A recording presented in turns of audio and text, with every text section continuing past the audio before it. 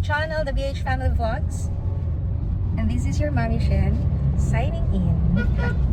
Lobat. So, alis tayo mga love-love ngayon. Magpapalagay lang ang daddy ng sticker ng RFID dahil nga daw may bali-balita na bawal na daw ang walang RFID. Malaki pa naman ang penalty. Tama? Oh my gosh. Naiihina naman ako neto pagka dadaan tayo sa mga ganung. Pero paiba-iba kasi yung gusto nila eh, no? Marami kang kukunin. Ay, paano yon? Anong mangyayari kapag walang laman? Huhulihin ka din? Hindi, pag dada ka sa easy trip, maglagay ka. Paano mo malalaman na may laman pa? Ay. Pero may positive din naman na ano yan, siguro sa kanila. Bakit nila in-implement eh, no? Pero kung i-check, di mag-double check ka na lang. Mas i-check mo pa yan kaysa sa BP mo. Charot. So kasama namin si Bunso. Magtitingin din kami ng pampaayos ng laptop kasi as you can see kanina, diba? Ganun na kasira ang laptop. Working naman yung software lahat-lahat. Pero yun lang, nakalas lang talaga. Parang naging marupok yung kanyang casing. Gusto nang kumalas yung yung kanyang monitor dun sa body. So, andito tayo malapit sa Terminal 3 na. Pakabit to ng RFID. Ayun, hanggang 30 lang sila. Ayan, itong katapasan lang. Tapos huhulihin na pag wala kang RFID. Tapos malaki yung sa lahat. Installation, ayun. RFID installation, unloading here. Ay, bakit dito tayo papasok? Saan ba ang pasokan dapat? Mali, Anton, doon. 50 ka ba? Boss, saan pwede magpakabit ng Oo. Saan ako pwede? Atras kasi tapos, kabante ka sa atras ka tapos. Okay. May bayad ba yun? Ganyan na lang, sir. Pwede ako doon tapos sa atras. Boss, magpakabit? Tsaka yung dito sa loob, ma'am. Dito. Yung inches, sir? Oo, kuha yan. Kasi yung isa ko dark din eh. Oo. Mas dark nga dyan. Tinatanong niya kung baka hindi mabasa kasi nga dark. Pero yung isa kasing sasakyan, mas dark pa dito, nabasa naman. So pwede daw to. Ganito siya ka-dark ko. Ayan, compare natin. Ito wala, open yan. So ito yung Ayan na, medyo madami-dami na yung gusto magpakabit ng RFID ngayon. Naging busy-busyhan na sila ngayon. Ayan, may bago na lang siya. Magpapakabit din siya. Buti na una kami ngayon.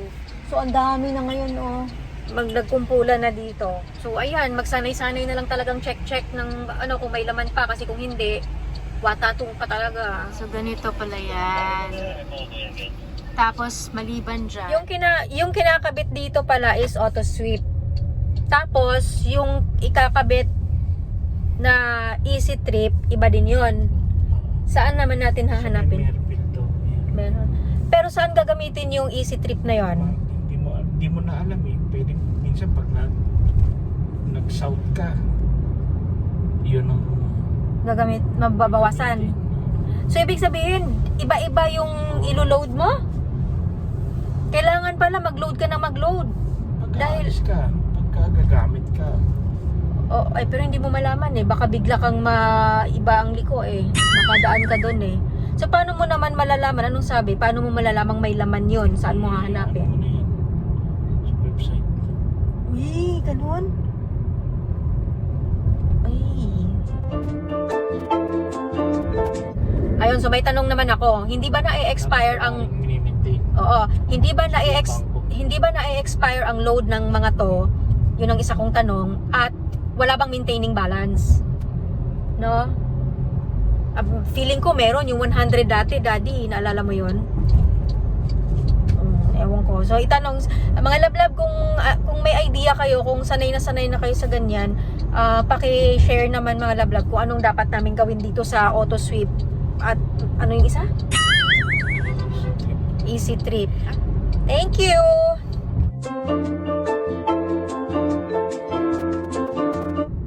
pala yung likod ng Okada.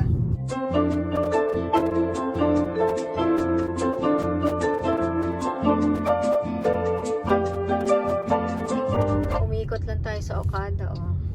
Sana meron doon sa sinasabi ni mo. Saan ba? May Merville. Autosweep Easy Trip.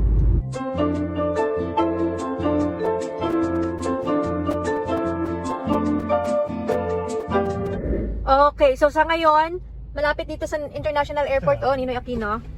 Cash pa din dalawa. Pagkakaload lang ba mababasa na? Dalawa pala ang cash dito na lane. Dito sa may Ninoy Aquino International Airport na parang toll gate.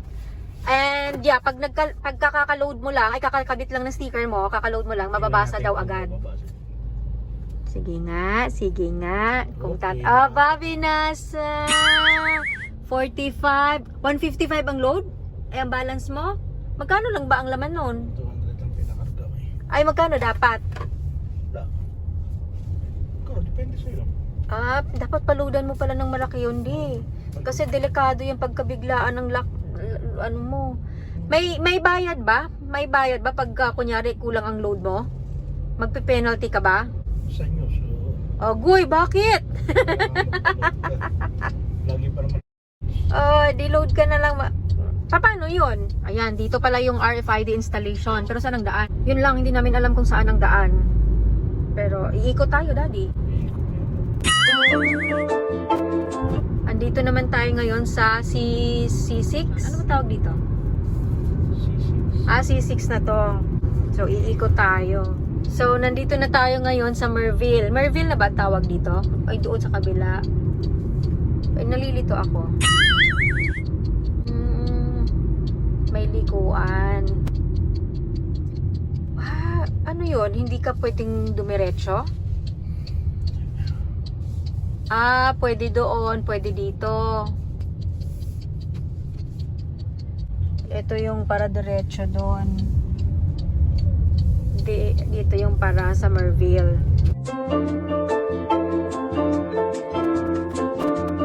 Dati dito kami dumadaan yan. Pero pwede rin dito.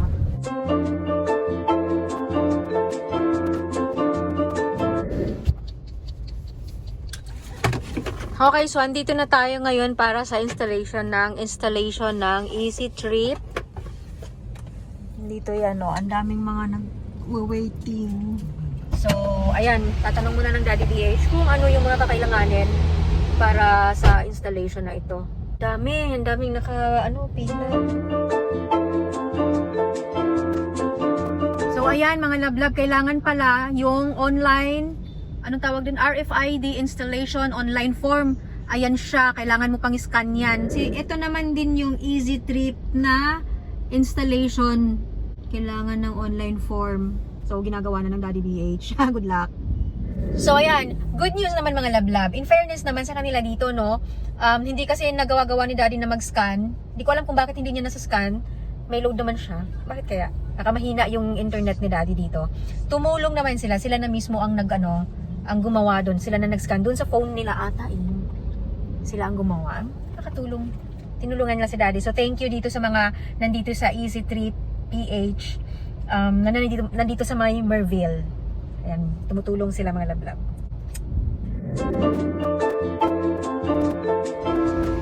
So, ganun pala siya.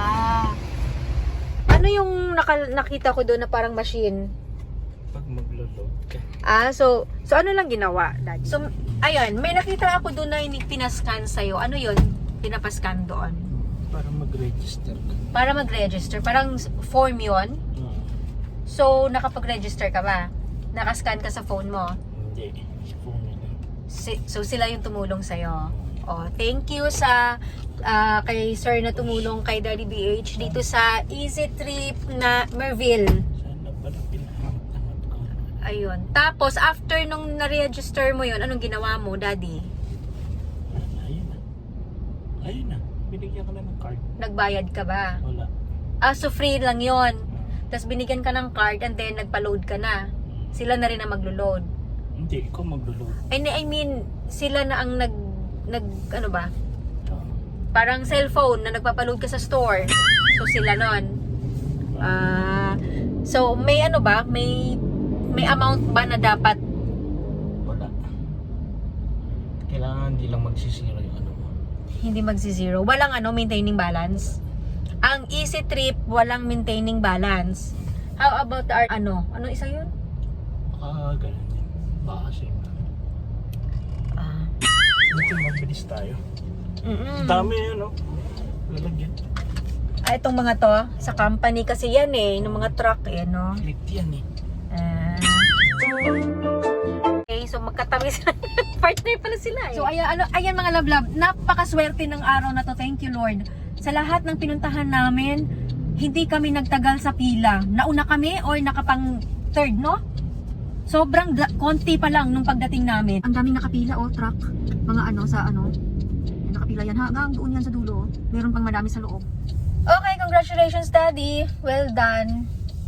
Ang meat na gusto ko. Steak na yan.